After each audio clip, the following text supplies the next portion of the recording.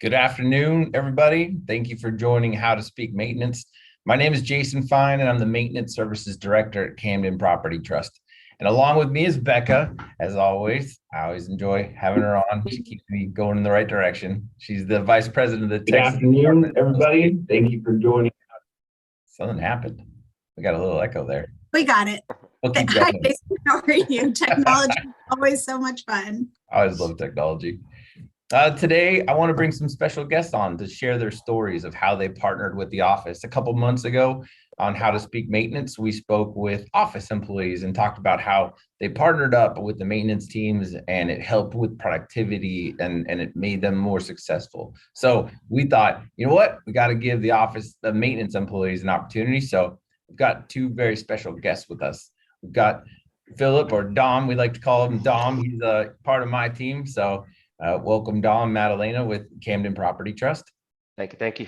Yeah, and we have Jason Simpson with Embrey, who is also a budding maintenance employee and moving up the ranks quickly. So I thank you both for joining us.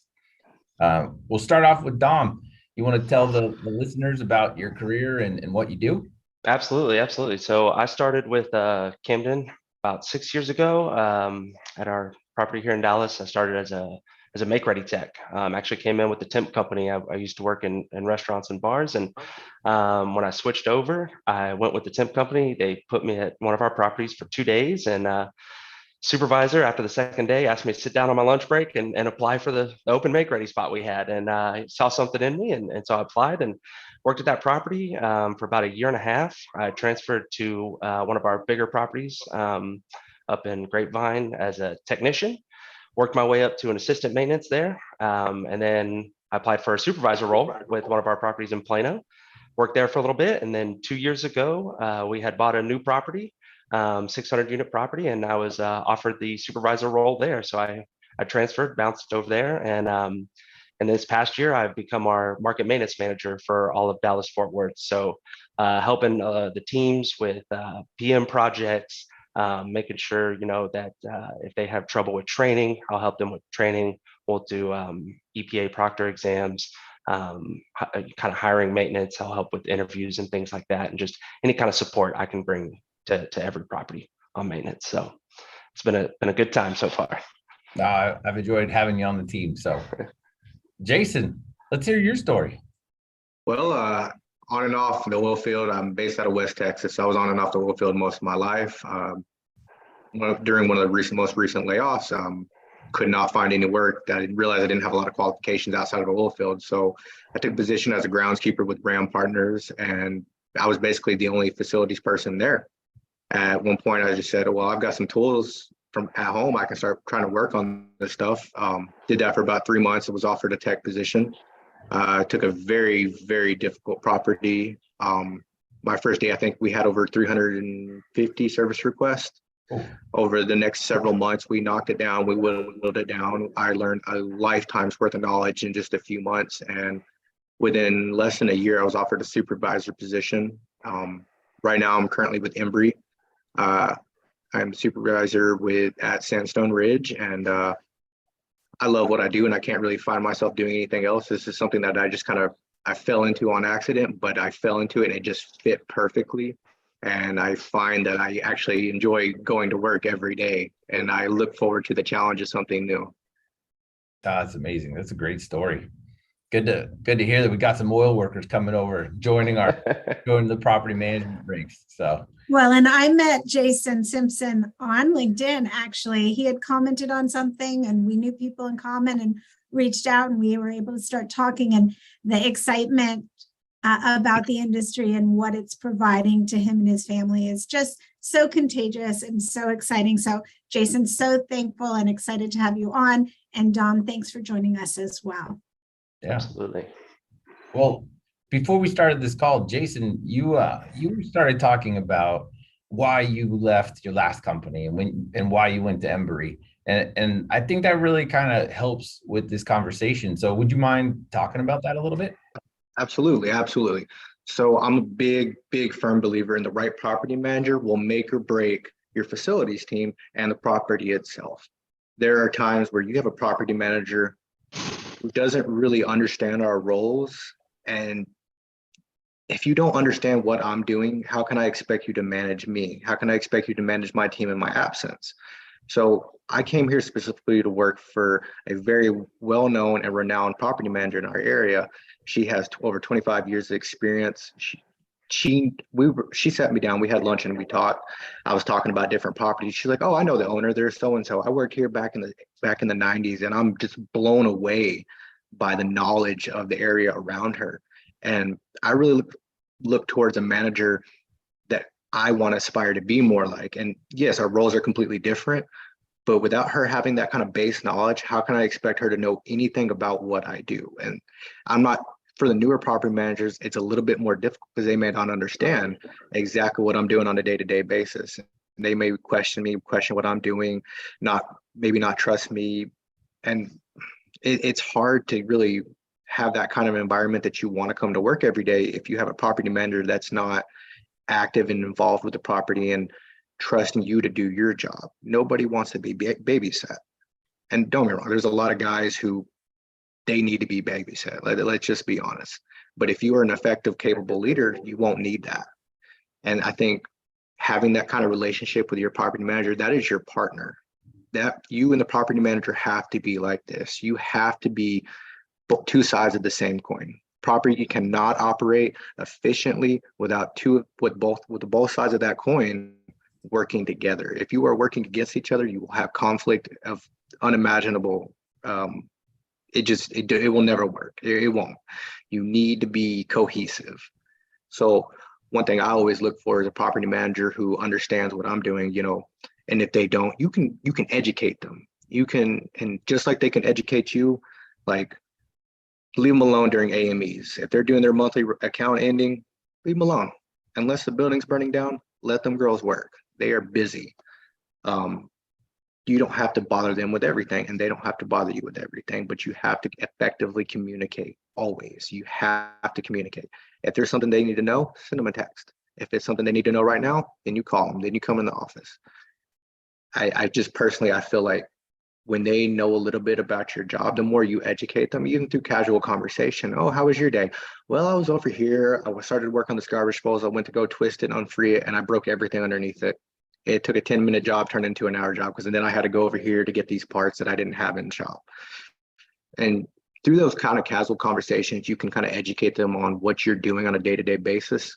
That way they can, one of the biggest problems I feel like is a lot of property managers will be like, "Oh, this should have took you 10 minutes. It took you 5 minutes last time."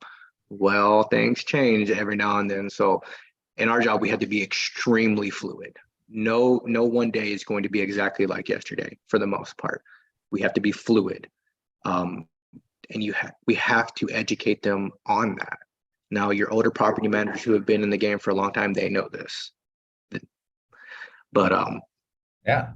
Well, it definitely helps having a manager that knows how to speak maintenance, right? As a horrible, absolutely. Horrible plug for my own show. That's sorry. Hey, listen, bada bing, bada boom. It's true, and it really is true. Yeah. We have to do our duty to educate each other on what we're doing to be cohesive.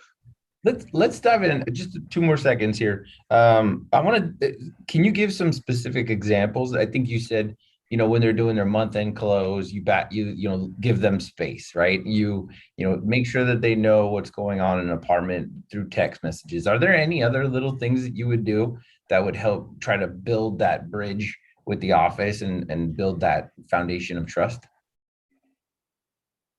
One of the things I see is a lot of guys spend a little bit more time than they ought to in the office ordering or researching parts. And sometimes that can be necessary and sometimes it can't be. Sometimes guys are just sitting in the office just messing around. We know this, this, we all know it. But we have to understand the distinction between, okay, what are they doing? Why are they just sitting in the office? And I think it's important for them to understand that sometimes we do have to research certain parts. Sometimes we're looking for the best part, and you need to effectively communicate that right there.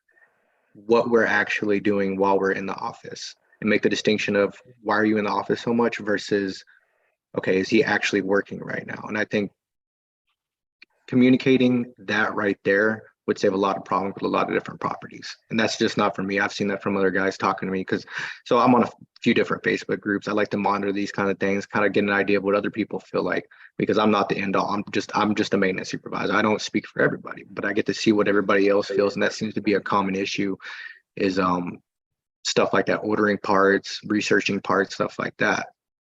And then sometimes it could take 5 minutes. Sometimes you're looking for 30 minutes to find one specific part, or you're spending 30 minutes just to find one way to fix that one specific thing that you don't know how to fix. Mm-hmm. No, it's true. Dom, what about you? You're sitting there quiet. Yeah, no, I agree with a lot of it. I'm a big believer that the community manager, general manager, and the supervisor are the two pillars of the property, right? It's not just office against maintenance. They are very cohesive. It's what makes it run, right? And so things that I've done with my community managers in the past is, once a week we go walk the property together and look at things, right? Everything from landscaping to roofs and everything in between. Like, hey, last week we saw this area that needed some attention, right? Maybe some gates and fencing around the pool. We need to do a little touch up. And if we didn't get that done, it's not my manager's getting aggressive with me or anything. It's like, hey, what happened? What happened in the week? I thought we chatted together and that was a goal we were going to achieve. What happened? And we talk about that, right? And so we'll walk together, make notes, and then we revisit those notes. I'm also, a big believer that yes, the manager is not always going to be involved in maintenance. They have a lot going on in the office on their own, with residents coming in and whatnot. So it's my duty to fill the gap, right? And let my manager know, hey, this is what's going on with my maintenance team. I believe, maybe technician A is struggling a little bit with, how to maybe speak with residents, right? And so, maybe we could work together. Maybe you guys have tips and tricks. You guys get a lot of resident interaction. So maybe there's something we can work together there, right? So I try to fill that gap. Also, we like to do things, and we have a morning meeting, with the office staff, every morning, and let them know, like, hey, this is what's going on. Obviously, our make ready board is online, so they can see that, but we let them know, right? Maybe apartment one was waiting on a new stove, and we just fill that in, right? Like, hey, we ordered the stove that day. We're expecting an ETA of tomorrow, right? Just in case that resident calls, the office staff is already up to date and the manager's up to date on where we are with that. So they don't have to stop and call us to figure out what's going on, and it's making lag time, right? Everyone's together and on the same page. So a lot of things Jason said, I absolutely agree with. So utilize the technology to give the office the answers. Absolutely. I think that's a big trick to help them make sure that they have the data and the facts. Yeah. So that way they don't have pie on their face if a resident comes in and asks, hey, what's going on with my ticket? I've brought it up on other calls before. We're all consumers, and we all go take our car into the shop, or we go and we have somebody provide a service.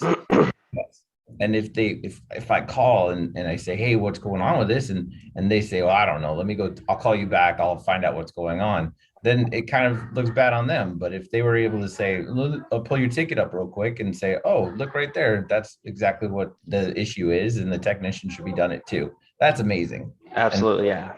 Don't want to look unorganized. Yeah, it's help them help you, because 100%. then you don't walk into a hornet's nest of an angry resident and an angry office, or things. And the other thing Jason said about don't text during the busiest times, or only send a text if needed, or whatever it is. Not to plug a different show, but on our last episode of Hints from HR, we talked about how to use assessment tools like Culture Index to understand how people like to be, appreciated. Same goes for communicated with. Just ask, what's the best way for me to share information with you? And I think that can go a long way as well. Just asking, how do you like to receive information? You want me to call you every 2 minutes? Yeah, that's great. No, not at all. So just asking that question can be really helpful too. Absolutely. Yeah, definitely. I think that did you guys ever spend time every morning, like you get the team moving, and then when the manager would come in, then you go spend time with the manager in the office and just kind of both get right sized? Yeah, absolutely. So Absolutely. after we did our team meeting that we did, I would go with the manager and let them know this is my plan for today and the rest of the week, right? These are my goals that I'm trying to achieve at the end of the week, whether that's, pressure washing a breezeway or, some kind of bigger outside goal. And then not only that, but, like I think Jason said, at the beginning, he had a tough property that was high in ticket counts. If that was the case, this is my goal every day, right? We're going to knock out, X amount of tickets per day, and this is how I'm going to do it, right? Just so the manager knows as well what our plan of action is. So 100%. I think the communication has to be very open. If I may, I really also think one of the things that really helps is once you learn that property's manager and what her kind of schedule is or their schedule, you'll kind of know when to leave them alone. At the end of the month, first thing on a Monday, unless it's really super important, leave them alone. Let them kind of do their thing, because a lot of times as maintenance, we're running, we're blowing and going, we're covered with all kinds of disgusting stuff. We're sweating, we're hot, we're getting cut, scratched, and we see them in their office just typing away. And it's easy to say, must be nice. You don't realize they have 15 emails from their boss's boss wondering why this hasn't been done. They're stressed out and they're not even leaving till like 9 o'clock at night.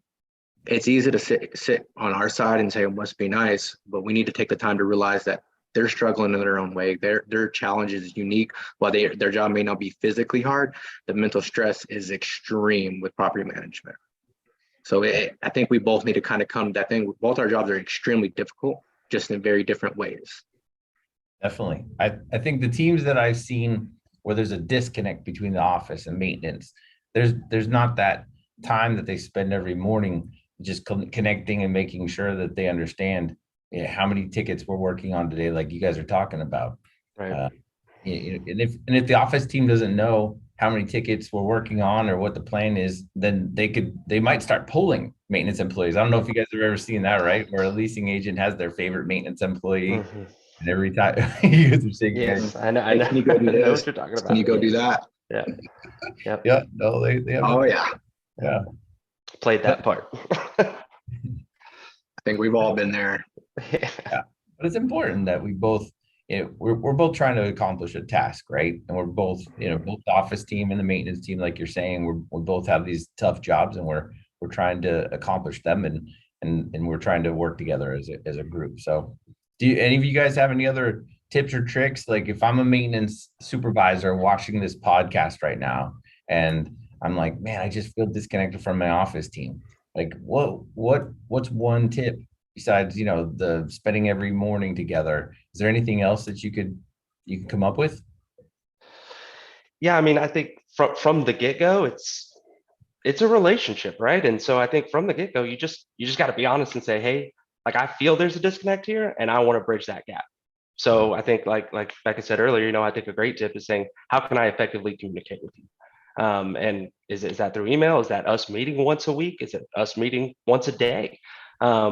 But I think, from the beginning is like Jason Simpson said, is understanding that the office does have a role to play, and that is a huge role. So picking that right time, that right moment to bridge that gap. And I think it's as maybe not as simple to say, but it is just open communication. You have to come in and say, hey, I just want to share with you what I'm working on this week and what me and my team are working on this week. And maybe this is our goal for the next month, right? Big project goals we want to see get knocked out. And I just wanted to share that with you. Maybe if that's an email, but at least you're moving the ball, right? And maybe the office manager at that time is like, I really enjoyed this. And y'all can start to bridge that gap. So that would be my tip. The only thing I'd have to say is be kind, be empathetic to other people's situation. There's been a couple of property managers who are not very nice, and it doesn't really take a lot to be kind to people having a bad day. I've caught a couple property managers off guard by just saying, hey, is everything okay? How can I help you? Is there anything you need from me? Be kind, be empathetic, understand everybody's roles, and be happy to be helpful, and you will build blossoming relationships and friendships with these property managers. It's not hard to be a good person. It's really not. Yeah.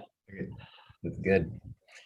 Do you guys ever eat lunch with the office team? I feel like I feel like eating food with somebody and sharing in conversation helps as well. Yeah. Absolutely, absolutely. Yeah, I've done that a time or two in the past where my general manager and I have gone out to lunch, not necessarily with the whole team, but just them and I. It wasn't all the time, but every now and again, maybe once a month or once every 2 months, we went out and you're right. It was cool because we didn't really talk about work. Like maybe the first minute or two was work, and then it just went into like two friends talking, and that kind of built that relationship.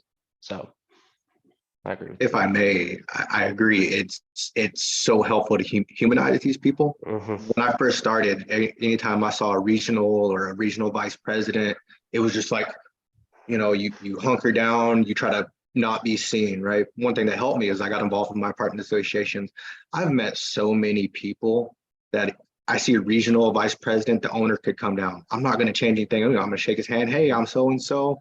And you kind of you lose that fear when you humanize people. You still respect them, but you don't have to be uptight. You can treat people like people. And I don't know. I love that. I think my property manager is amazing, but she's people, and we treat each other like people. When she's business, but she's people. And the quicker we realize that we're all just people just trying to get through the day and go home, we all get along a lot better that way, in my opinion. Agreed. Well, Becca, do we have any questions or any comments in the chat?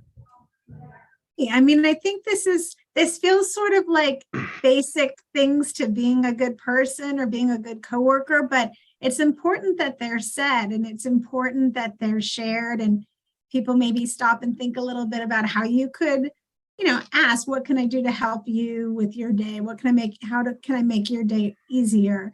I think those are really important things to share with our audience. And the only other question I would ask to both Jason and Dom is sort of, can you think about a time or an experience where your willingness to help out in the office or to understand, and you both were very kind about how you were understanding of the work that the office side had to do or your property manager had to do, where that speaking office or speaking, management helped you succeed and help you get to where you are now and where you're going in the future?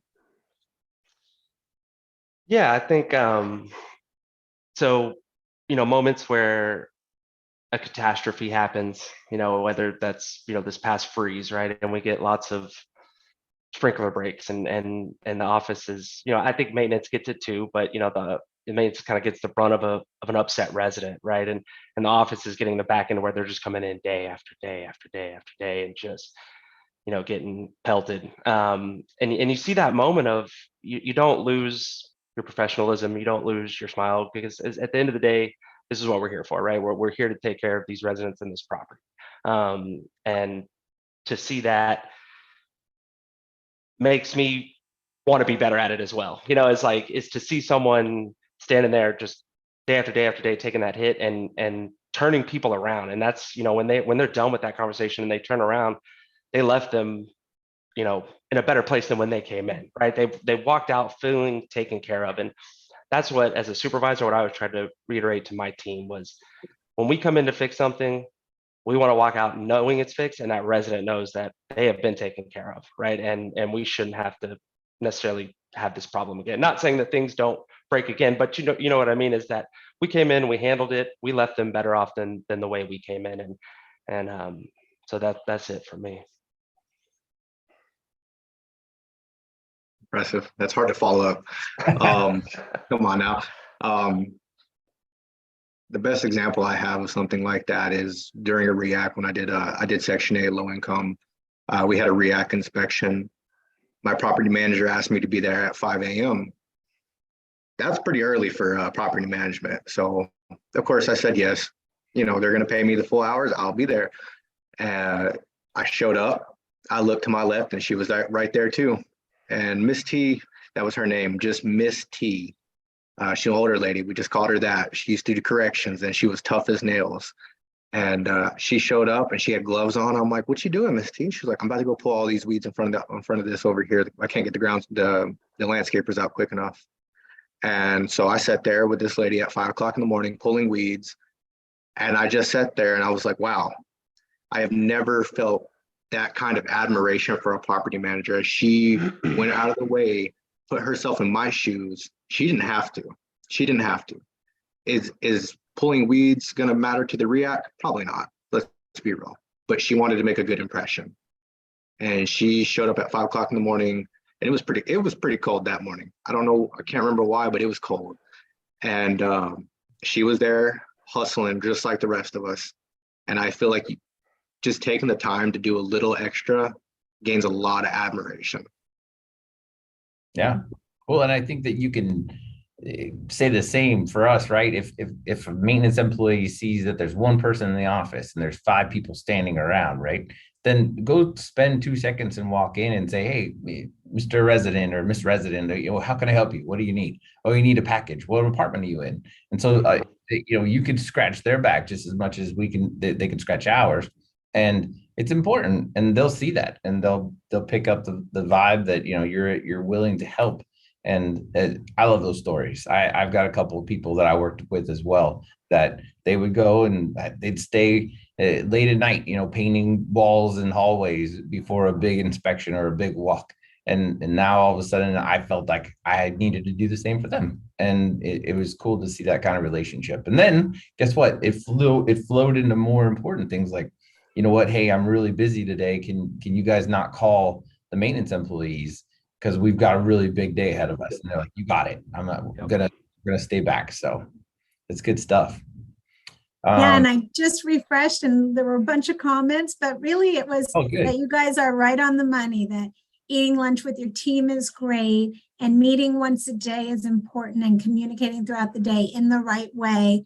And, be kind and ask your team how you can help. So you guys really hit the nail on the head, I think. And hopefully we'll be sharing this more, and people will share this video and remind themselves maybe about these important keys for success for the property and for the industry and for your career as well. So thank you guys so much. Yeah, thank you. Yeah, before we finish up, I'd like to ask you both just real quick, if you can give one piece of advice to someone that's looking to move up in the multifamily, maintenance industry, what would it be? For me, it would be, I know it's going to sound silly, but just to never stop learning. That's something we say. And I think there's people that excel in certain things, where you're a great electrician, right? You're great at plumbing, you're great at appliances, HVAC, but to dip in as much as you can and help out as much as you can. It's, I've had people all along my 6 years with Camden that took time out of their day to see me grow and help me grow, and to give that back is massive, right? I'm a firm believer of you get what you give. And so people help me along my path, and there's people that are just starting with Camden, that need that helping hand as well, that stepping stone. So just that's for me. Never stop helping, never stop learning. Sky's the limit. Jason? Take a tough property and do what others won't. Yes. You'll learn a lifetime. You do what others won't. Don't complain about it. Make it happen, and people will notice it. People will always notice the hard work. Whether you make, it's not going to be immediate. It may be not next month. It may be not 6 months. People notice it. People talk, and it's worth it every bit. Do what others won't. I agree with that one. That's great. Big believer of that one. That's how I pretty much built my whole career, was taking all those hard jobs that nobody ever wanted. Mm-hmm. It was rough, maybe bald. So great. All right. It's a trend in the industry. Yeah. Dominic's still good for a little bit longer. It's not much longer, man. I have yet to let it go. Yeah. Well, thank you both again for joining us, and I hope you both will join us in the near future for another chat. So if you or someone is interested in any of our previous conversations, you can find us on the go as a podcast, wherever you download your podcasts, as well as on Facebook and LinkedIn.